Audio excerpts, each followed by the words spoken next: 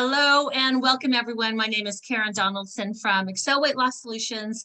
I'm a registered dietitian, which is great, but really what I'm most excited about is I am an emotion code practitioner and an EFT certified practitioner. And those are the things that I really love to do.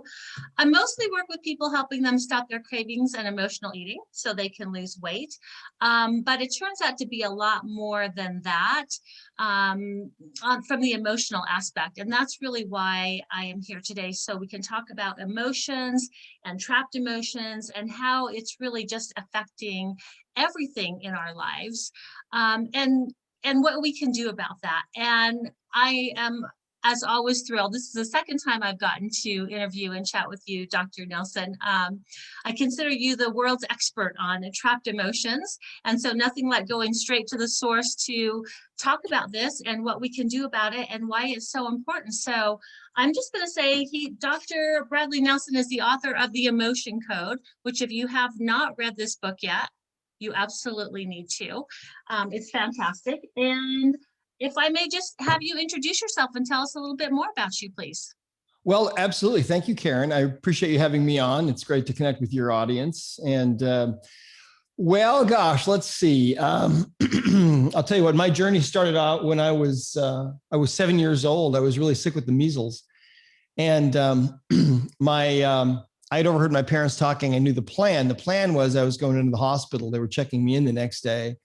And so this particular night, everyone else had gone to bed. My folks came into the room and my mother asked my father if he would say a prayer for me. So they knelt down by the side of the couch and I'm lying there feeling really sick. My father starts offering this prayer and asking God to help me. And in the middle of this, I have this change that starts at the top of my head and it goes whoosh through my body to the soles of my feet. And I'm instantly made well. And it was an incredible experience. And I remember, even though that was so many years ago, we won't say how many, but it was a long time ago. Just a few. Yeah, it was a few. And, but I remember every detail of that experience because it was so powerful. It's such an impossible thing, really, at least we think it's an impossible thing to go from being really sick one moment to being totally healthy the next moment, but it happens, and it happened to me. And that taught me that there's a higher power that we can draw upon, right? Absolutely.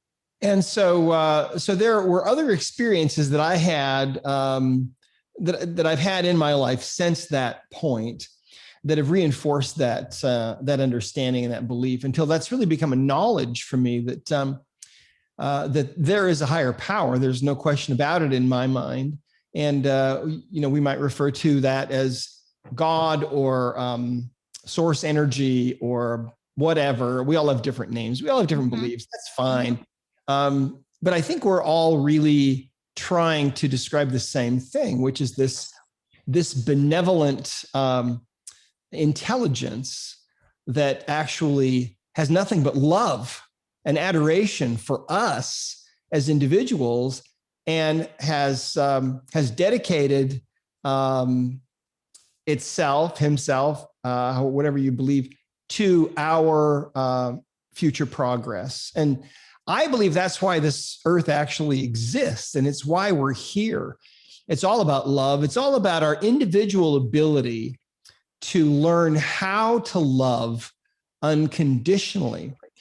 And so, yeah, that's, kind of in a nutshell, I think that's why we're here. So emotional baggage gets in our way. And during the years that I was in practice, and I practiced for about 20 years in one form or another, and I saw all kinds of people for all those years, or for most of those years, who had serious issues and mental, emotional, physical problems, things like depression, anxiety, phobias, panic attacks, PTSD, eating disorders, self-sabotage of all kinds. People who couldn't find their soulmate, people who couldn't make money, people who were really, really stuck.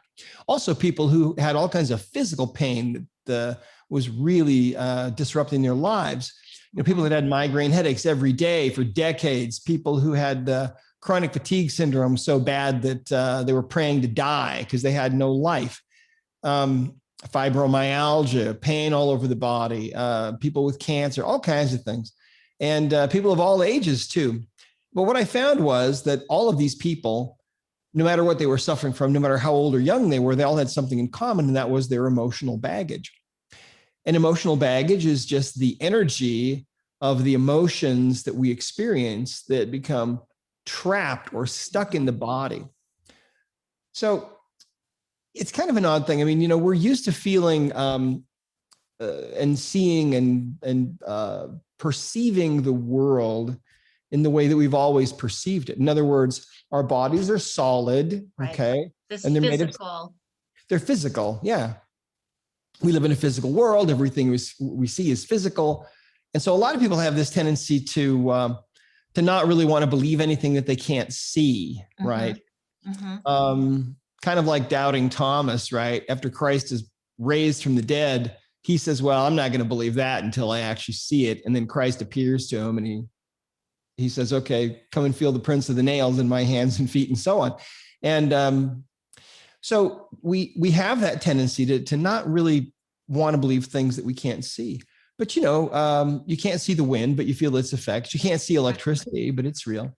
And quantum physicists who have devoted their entire lives to studying all of this and understanding our true nature at its smallest, lowest level, what they say is that, yeah, these bodies of ours are pure energy. So I love it. Yeah, you heard about the calculation they made. They said that if you could take all the empty space out of everybody's body on Earth, you could fit all 7.8 billion of us into a box the size of a sugar cube, really. I did read that recently, and I was like, okay, I kind of knew this, but not at that level of like, wow, that's a lot of space. Or it's a little tiny bit of space. It'd be very crowded, I think. Yeah, I might need my own room. I don't know. So. You need your own space. Yeah, I read something the other day too that's kind of interesting, kind of just on a related note. They calculated that if you gave everybody, I think if you gave everybody on Earth a quarter of an acre or something in a tiny house, you could put everybody in the world into their own little place, having their own little lot, their own little tiny house. If you could move them all to Australia, and the rest of the entire world would be empty. Really? Yeah, isn't that interesting? That is. Australia is kind of a big place. And if you're from Australia and you're listening, thank you for being there. Anyway, yeah, thanks for hosting us. Yeah, I'm smiling on so many levels because the one thing you said a few moments ago about unconditional love, those words have just been showing up in my life lately.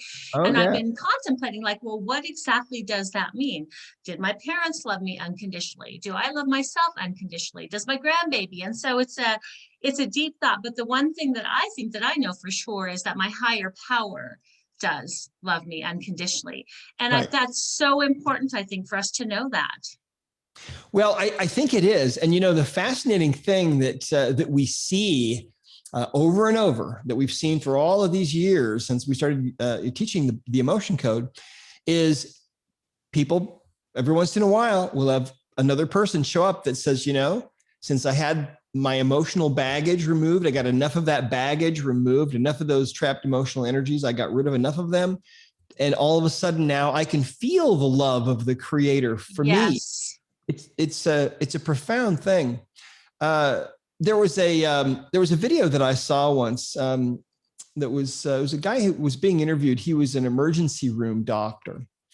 And he was talking about this experience that he had that changed his life. First of all, he started off by saying, on TV, it looks like most of the people that come into the hospital that are flatlining, right? They've got no heartbeat, et cetera, that they're able to save, 80% of those people. He said, no, it's about 10 to 15% of those people that they're able to save. The rest of them are gone. And one day he had this experience where there was, I believe it was a younger man. I could be wrong. I believe it was a younger man, an older man, and then a middle-aged woman that were all flatlined in the hospital. And they were able to resuscitate all of them. And when they brought them back, they all said the same thing. They said, "Why did you bring me back?" Oh my. All of them, all three of them said the same thing. And they said, for the first time, they all described the same thing. They said, essentially, for the first time in their lives, they felt totally accepted when they died and passed to the other side of the veil. Isn't that interesting? And so I've thought about that a lot, right? And I think that unconditional love, part of that is total acceptance. I mean, if you totally, really, truly, unconditionally love somebody, don't you really accept them? I mean, you may want more for them, or you may want better things for them, but you accept them totally. And that was the first time in their lives that they had felt that. Wow. And so they didn't want to be brought back. Isn't that wild? Yeah.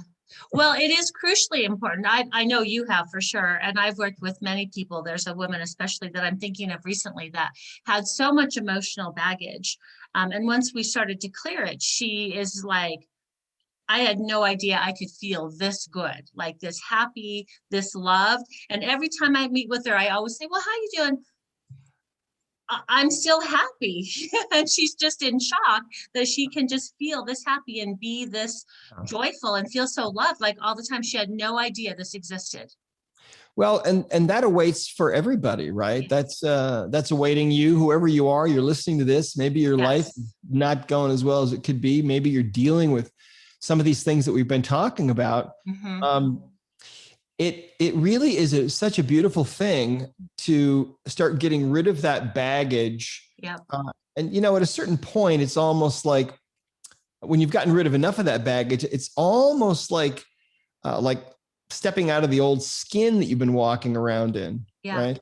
And becoming much closer to who you really, truly were intended to be. I mean, you have to ask yourself at this point in your life, is my life really turning out like it could be, or like it should be?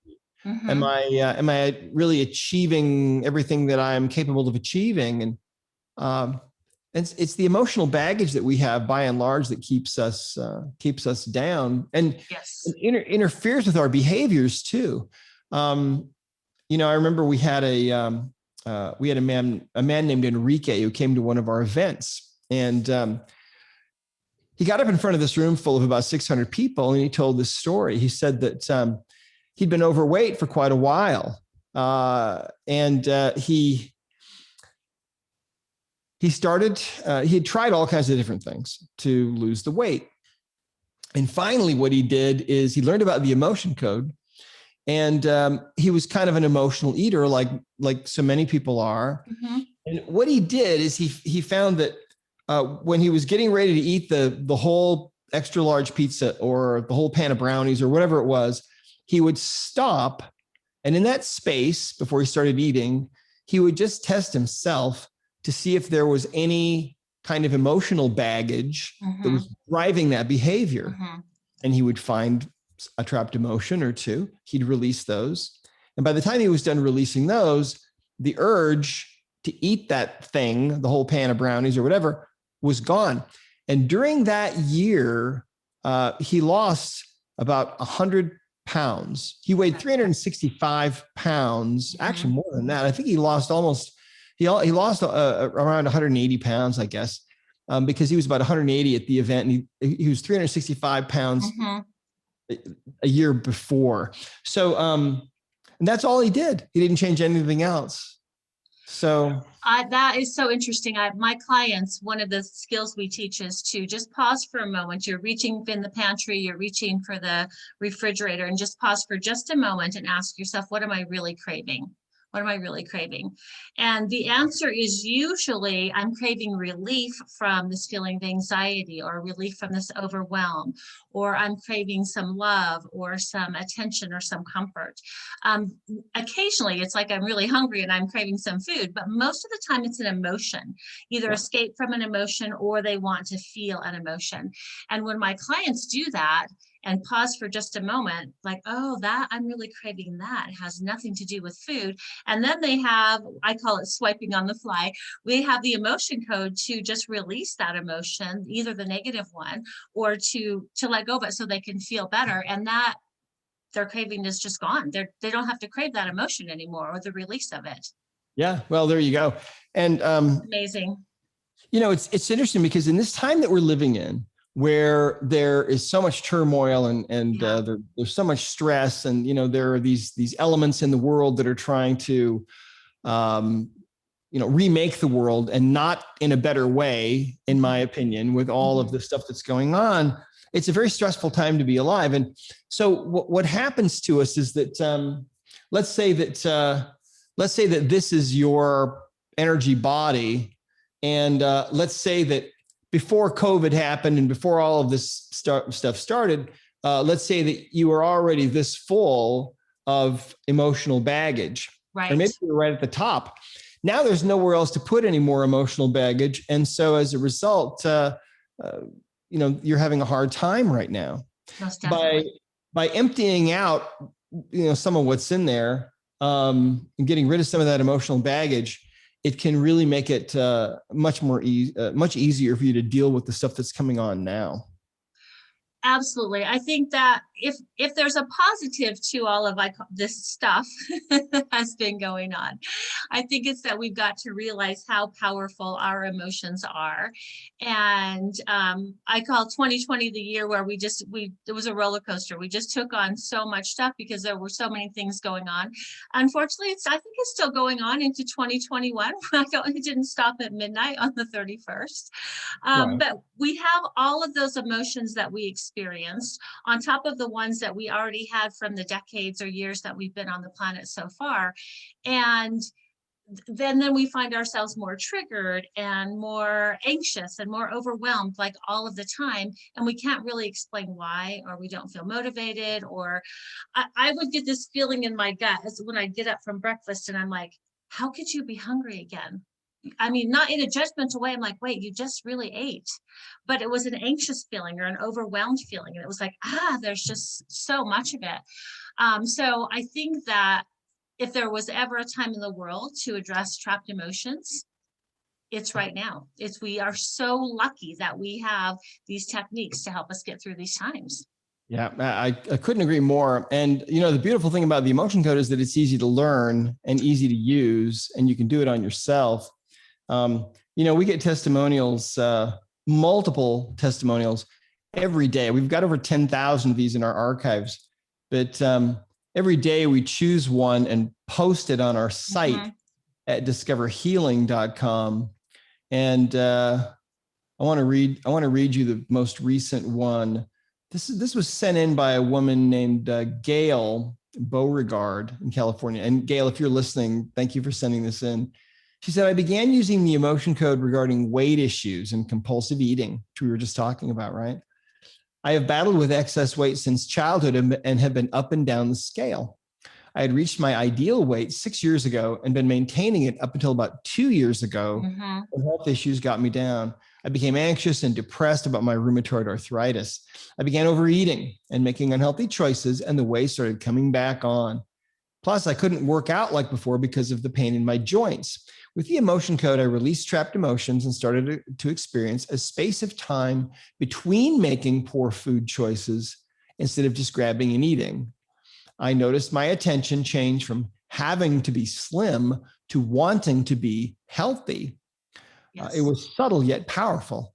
Now I feel clear in myself. I feel like I'm not waging a constant inner battle with food choices. I continue to do the emotion code on myself and she's doing it on herself, which points out that you can do this on yourself. Absolutely.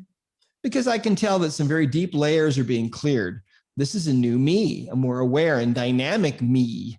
It is amazing to feel so respectful of myself and full of self-love and worthiness. And see, that unconditional love thing, the thing that we forget a lot of the times is that we have to have unconditional love also for who? For ourselves. Absolutely, right? Yes. In other words, with all of our flaws and all of our blemishes and all of our scars and extra weight and all of the mistakes that we've made in our lives, because who doesn't make mistakes, right? With all of that, our job is to totally, fully accept ourselves and love ourselves like God loves us and accepts us, right? On that note, I want to pause for just a moment. We're recording this for a radio show as well. So we're going to just break for about 20 or 30 seconds, take a drink of water, and we'll be right back. So stay tuned. Awesome.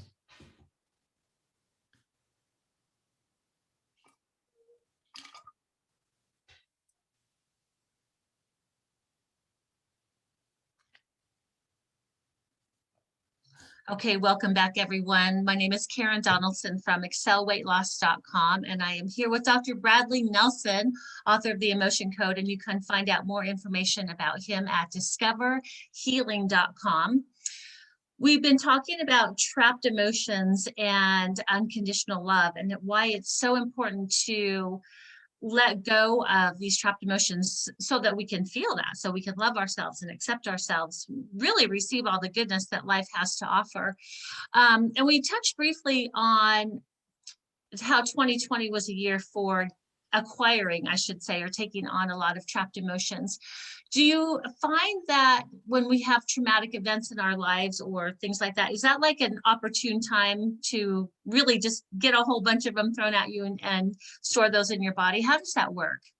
Well, right, exactly. What happens is when we experience emotional trauma, especially when we go through we experience the death of a loved one, or we go through a divorce, maybe, or some kind of a relationship breakup, or difficult work, or maybe we're young and we're being bullied or something like that, or maybe we're old and we're being bullied. I mean, that happens too. Those tend to be the more extreme experiences that we deal with. The most extreme experiences, I think, being what happens to people when they are when they're sold, for example, into sexual slavery, or if they're, for example, a soldier and they're experiencing combat, hand-to-hand type combat, things like that. That ends up creating symptoms of post-traumatic stress disorder. And you can end up with the symptoms of PTSD just by going through a divorce, right? Or just by getting through middle school, something like that. Right. It can happen. And so what happens is when we experience those intense emotions, and there's a lot of them, we have a chart that we use, got 60 emotions on it. We divide it up into 2 columns and 6 rows. It makes it really easy to find the emotions. But let me just read a few of these and see if any of these ring a bell in your life. For this past year, for your whole life. Yeah, for the past year, or at any time in your whole life. Yeah. How about insecurity? I think everybody's felt that one pretty powerfully. Grief. What if you have lost a loved one over this last year? I'm sorry for you if you have. What about self-abuse? That's another emotion. Have you ever been really hard on yourself? Yeah. That's almost a pathology for some people. Yep. Frustration. How about panic? Anger, bitterness, guilt. Have you ever done something stupid? Well, join the club, right? Right. If you've raised children, for example, I don't know of anybody who feels like they did a perfect job raising their kids. Exactly. And we do the best we can, but anxiety, despair, shame. Shame, by the way, we think is the lowest frequency of all the emotions. Every emotion has its own vibration, right? And shame's, we think, is the lowest one. Feeling abandoned. You ever felt abandoned? How about betrayed? Yes. How about heartache? I mean, there's a whole list. I got to start swiping right now. There's a lot. Yeah. And so with the emotion code, what we do is we identify that emotion. There's a little process that we go through where we identify the emotion, figure out if there's anything else we need to know about it. And swiping, if you're feeling a certain emotion right now in the present, you can certainly swipe like you're doing. What were you calling it? We call it swiping on the fly. Swiping on the fly. Yeah, you can absolutely do that. Just letting this emotion go. Yeah. So if you're feeling an emotion in the present, you can absolutely do that. Other emotions, you'll need to go through and go through the process with the emotions and find and identify those. And sometimes you find that they're inherited. I was just in Sacramento actually a couple of days ago, doing a little event there, and we had a woman that came up out of the audience who had pain in her upper back. I think she was 42 years old. She had pain up in here, in between her spine and her left shoulder blade. And she'd had it for years. And we tested her and found what it was. And her subconscious mind led us to the reason. First of all, it turned out this happened when she was 6 years old. And the emotion was abandonment. And so I asked her if that rang a bell at all. And she started to tear up. And she said that what happened was when she was 6 years old, her mother gave birth to twins. And the twins were sick. And so they stayed in the hospital, and mom and dad were very concerned, and they stayed at the hospital as well and were sleeping there and everything. And I'm sure they had a grandmother or somebody that came over to take care of her.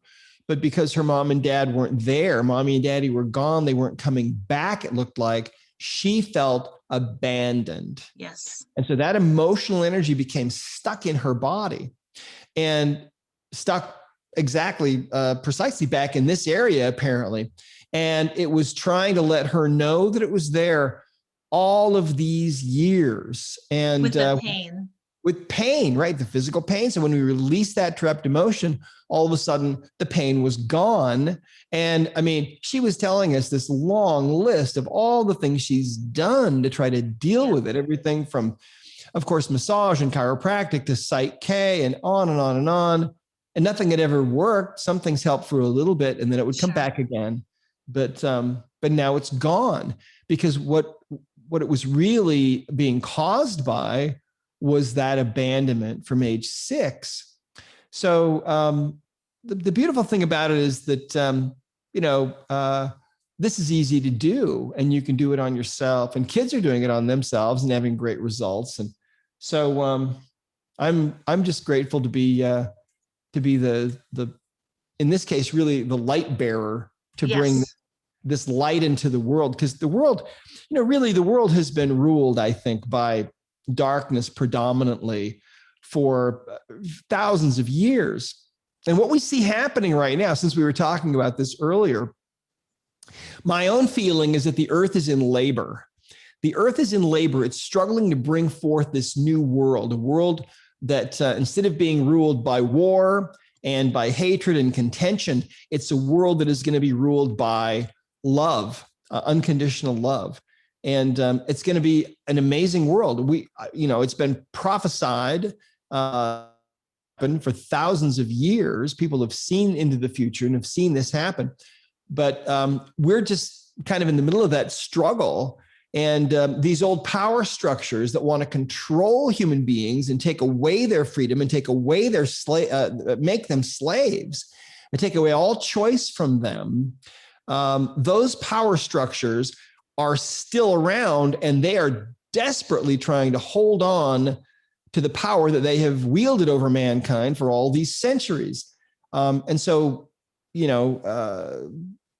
you can read between the lines, and maybe you know what I'm talking about. Yeah, I do. But yeah, that's what's happening. But see, at the same time, what's happening is God is introducing other things into the world. And, as you have to think about the yin yang symbol, right? The yin yang.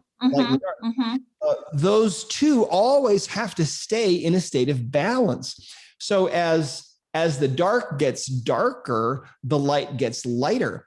And I believe we are moving into what is going to be seen as a really incredible time, because I think that it's going to become easier and easier for people to receive answers to prayer, for example. I think that that spiritual manifestations of all kinds are going to increase. I think that it's going to become easier to distinguish between light and dark.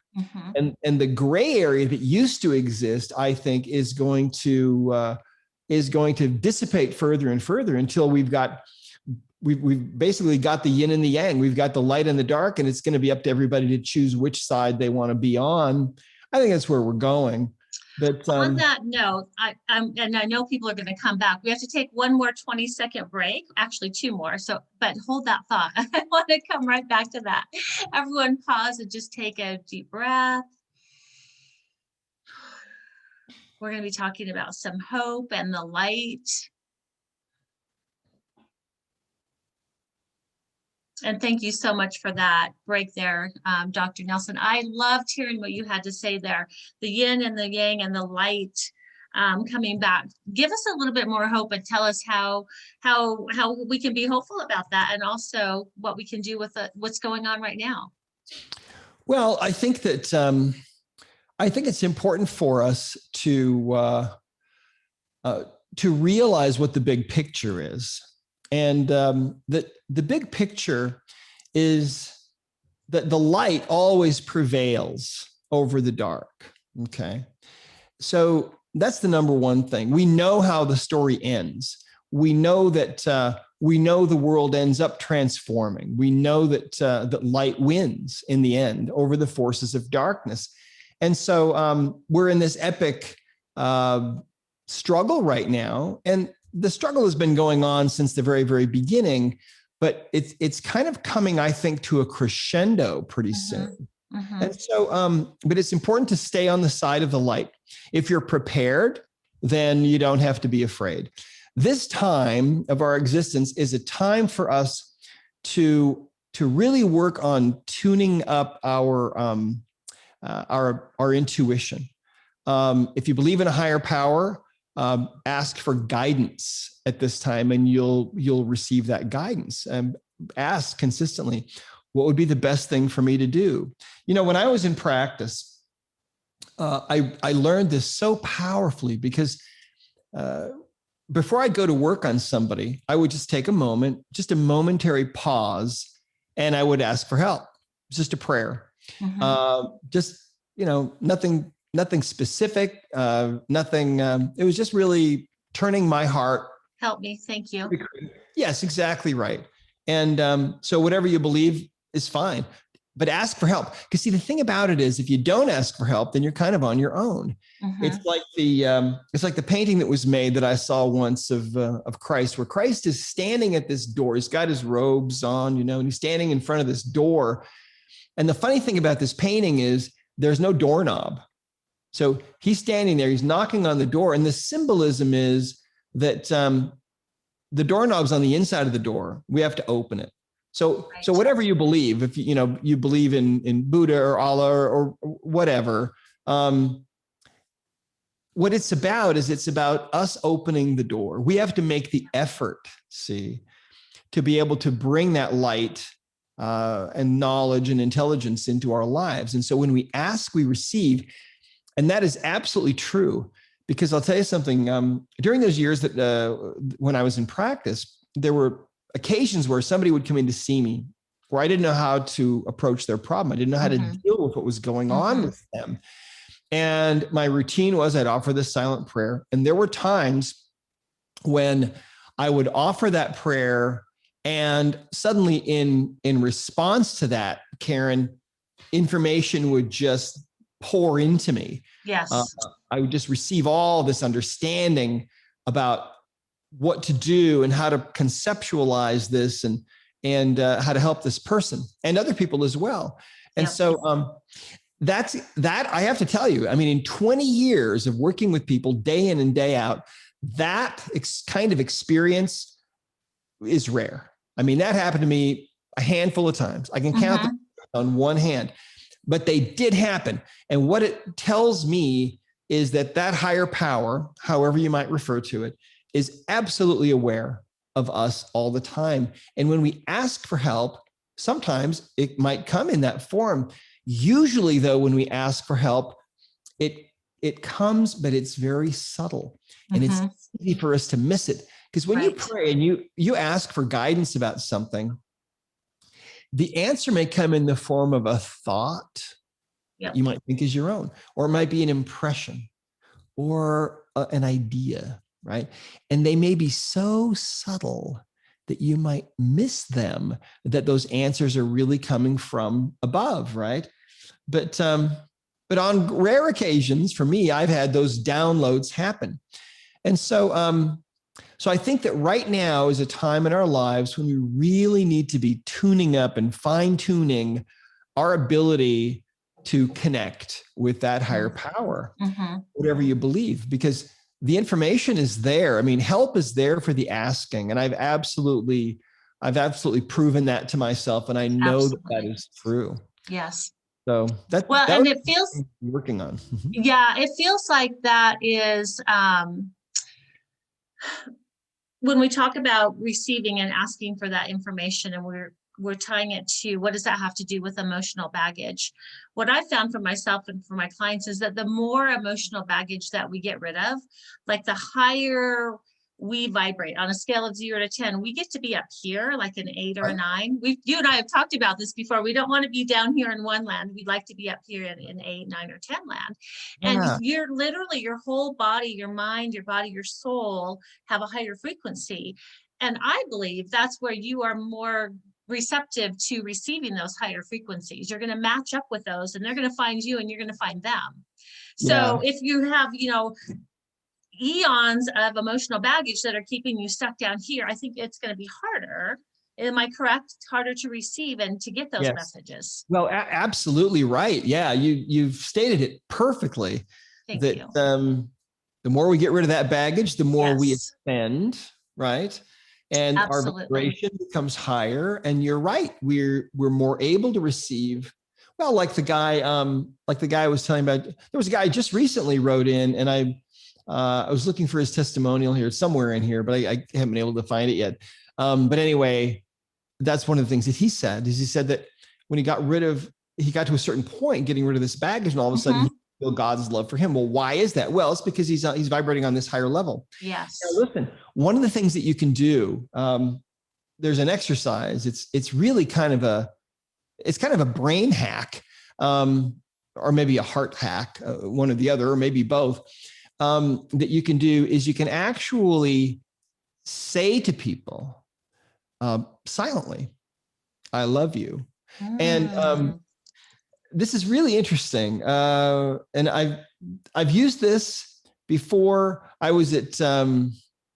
remember one of the classic experiences that I had with this was at Costco, probably back in last year, maybe like in April or something. Remember when the big toilet paper shortage Oh, happened? yeah. Yeah. Yeah. Okay. Yeah. So I'm at Costco with my wife shopping. And I mean, I have never seen this place be such a madhouse. It The was. Yep. People were just zooming around with their carts, and it was the level of just sheer panic. I mean, Yeah. it was crazy. And I started to feel it, because those emotional energies vibrate out from other people, and you can Right. start to pick up on those. So I started feeling that too. And I could feel my anxiety level going up. And I thought, wait a minute, this is really stupid. I don't want to go there. Yeah. And so what I did is I just started silently saying to people, "I love you," and trying to really feel it from my heart. And Yeah. I don't know any of these people, Right. but I'd spot somebody with a cart, and I'd just say, "I love you." And I'll tell you something. After about 10 people, my vibrational state was way up here, and I had a smile on my face, and I'm going through there, and I'm feeling totally fine, totally happy. Everybody else is still kind of in a panic, but I felt great. Right. Right. So that's something that you can do if you're stuck I in a love that. situation like that. Yep. You can Yeah. always do that. And I highly recommend it. It works. I think it's a wonderful thing to do. And it's really, and maybe you took some from a 1 or a 2 and they didn't have like a shopping cart war or something, or a war over the toilet paper. Who knows what? Hopefully, Yeah. it had a Yeah. good effect on that. So Well, sure, because people do pick up on that. they They absolutely sense do. that. Mhm. Yes. It, Yeah. it changes them. In fact, Yes. on the last show, did I talk about this topic and the unconditional love? I can't remember if I did. There's a story that kind of goes along with this. I'm sure it's worth hearing again about unconditional love. Yeah, there's a wonderful book that was written by a Dr. Melvin Fish. He's passed away now, but he wrote this book called Unconditional Love. You can get it on Amazon. I Mhm. highly recommend it. And in his book, he talks about this experience that he had. He was a teacher at a high school, and he got a new class. It was the beginning of a new semester, and the class immediately was trouble. And at the end of the class, everybody had left. This young man came up to him and he said, "Mr. Fish, this class is going to be trouble, because he said, the big Samoan kid is the leader of the Samoan gang. And he said, the Mexican kid is the leader of the Mexican gang. And he said, they hate each other. And this is going to be a tough year. And so what Mr. Fish did is the next day, but he got there early and he rearranged all the desks so that he could actually see all of the kids as they were coming into the class. And each child, or each young person that came in, he silently would say to them, I bless you that you'll have a great day today. Oh, And I love you. And from his heart, right? wow. And so after a few days of this, at the beginning of this class period, this big Samoan kid gets up, and there's a girl sharpening her pencil, and he says, Susie, sit down. A couple of boys are talking. He says, Jim, Bill, shut up. And the whole class just falls silent, right? And then this kid turns to the teacher and he says, Mr. Fish, you can start now. And so it was an amazing year, right? And many, many years later, Dr. Fish talks about how he was at some kind of an event, and there was a man who came up to talk to him. And he said, Mr. Fish, he said, I want to ask you something. He said, are you Mel Fish? And he said, yeah. He said, I want you to know something. He said, I was in your class, I don't know how many years ago, probably like 30 years ago or something. I was in your class. And he said, he said, I don't remember much about high school. I really don't remember much. I don't remember any of my teachers' names. He said, I don't remember anything, very little that I learned. But he said, I remember you. And he said, I remember your class. And he said, in fact, I could go to that school today and I could find my way to your room, and I could find my way to my seat that I sat in your class. And he said, why do you think that is? I can't remember anything else. And he said, well, do you think it's because you knew that I loved you? Oh my gosh. Yeah. And he said, yeah. He said, you know what? Mm. That's it. He said, we all knew that you loved us. Wow. Now think about how powerful that is, right? Love is the most powerful force in the whole universe. In fact, our existence is reality for us because of love, because of the love of God for us. That's why this earth exists. That's why we exist. That's what we need to learn, see? And we all have the opportunity and the capability of developing this ability to love. And, the Apostle Paul wrote about this, and he's in Corinthians. He said, if I have the power to move mountains and to do all kinds of miracles, and if I have all knowledge and I know everything there is to know, he said, yet if I don't have love, this unconditional love, then I am nothing. And so that's what life is really about. I think that's the secret of it. Well, you've done it again. You've brought me to tears. You did this last time too. So I'll thank you for that, though, because it's such a great topic. And it really, I think it underscores, first of all, how important unconditional love is. And then what we mentioned before, release that emotional baggage so that you can actually get to that place where you can feel that. So you can feel that love. You can feel that joy. You can share it with others then. I know that is a huge part of what you do. We're just about out of time. I wish we had like 3 more hours to talk about this because it's so important.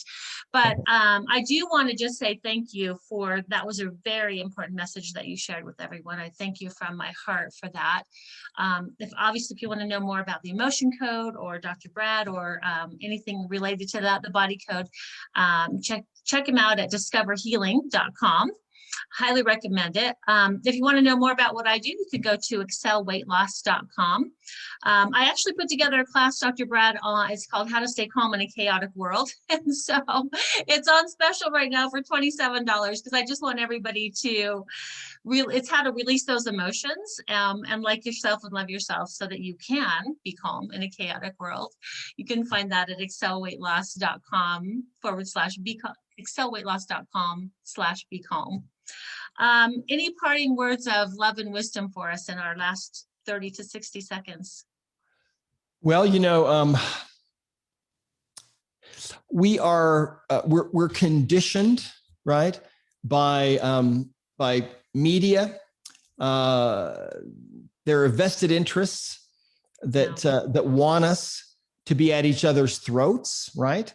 Right. There are vested interests that want to create contention in the world, to create hatred, to pit one group against another group, the group that doesn't wear masks, the group that does wear masks, blacks and whites and greens and purples, and whatever we can do to avoid and ignore those voices that want us to hate each other and that want to pit us against each other.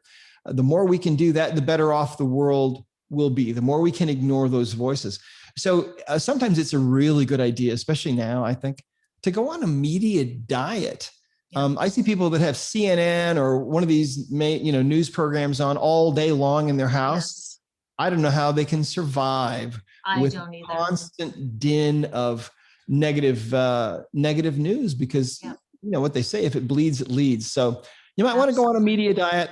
Look at the emotion code, go to discoverhealing.com, check it out. You can download the first couple of chapters for free there, get our starter pack, and you can do this. Absolutely. Your family needs help. You can learn how to do this. You can help them. You can help your husband, your wife, your loved ones, your kids, your ancestors. There's no limit. There is no limit. And that's the beautiful part. And we are so lucky as practitioners to get to see this happen. We could go on and on about how well it works and how good people feel afterwards. So take our word for it and find this out for yourself. Check out all of these resources that we have for you. And the happy note, know that hope prevails and the light prevails. And so thank you so much from the bottom of my heart. Thank you, Karen, for having me on. It's really fun. You're welcome. I'll see you next time. Thank you. Bye-bye.